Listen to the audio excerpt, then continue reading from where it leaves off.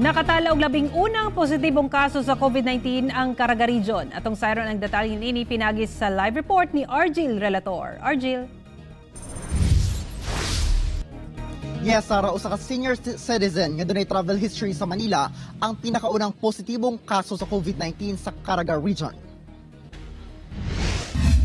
Gikumpirma sa DOH Caraga Region nga positibo sa COVID-19 ang usa ka 68 years old nga lalaki. Siya ang pinakaunang positibong kaso sa maong sakit sa Caraga Region. Ana sa stable condition ang pasyente kinsa kasamtangang naka-confine sa Caraga Region Hospital sa Surigao City sukad pa niadtong March 25. Unang semana sa Marso diha nagpa-check up sa Manila ang pasyente tungod sa iyang diabetes o chronic obstructive lung disease.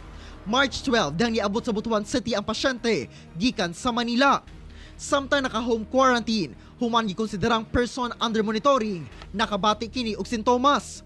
Nagpahigayon na og contact tracing ang RESU sa DOH Caraga sa mga nakahimamat sa pasyente ingon man nakasabay niini sa eroplano. Sa Zamboanga City, usa ka tablig nga gikan Malaysia ang ikalimang positibong kaso sa COVID-19 sa syudad. Gikumpirma ni Talon-Talon Barangay Chairman Casmir Candido nga ang 47 years old nga lalaki gikan Barangay Talon-Talon niuli ni atong March 5 ug mibalhin sa Barangay San Jose, Guso.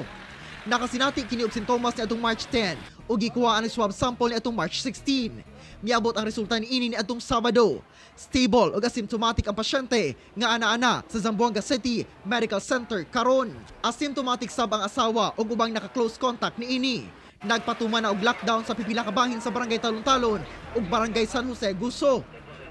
Sa Cotabato City, naka-recover na ang duha ka mga pasyente nga naka-confine kaniadto sa Cotabato Regional and Medical Center. Ulahing nakagawa sa ospital si patient 2236, usa ka 46 years old. Sa Bangsamoro Autonomous Region in Muslim Mindanao, naka-recover na sila si patient 490, usa ka 56 years old, ug patient 491 nga usa ka 61 years old nga naka-confine sa Amay Pakpak Medical Center sa Lanao del Sur. Nakagawas na sa ospital ang maong mga pasyente. Sa Davao Region, tulo ka mga bagong kaso ang natala. Suma total, ana na sa 80 ang positibo sa tibuok rehiyon. Nagpabilin niya 21 ang recoveries, samtang 11 ang mga namatay.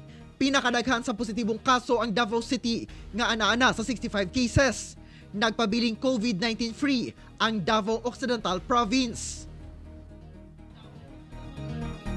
Sara, sa pinakaulihing bulletin nga ipagula sa Department of Health, ana-ana sa 3,660 ang sumatotal kaso sa COVID-19 sa tibuok Pilipinas. Diin 73 na ang nakarecover, samtang 163 na ang namatay. Sara. Okay, daghang salamat, Argil Relator.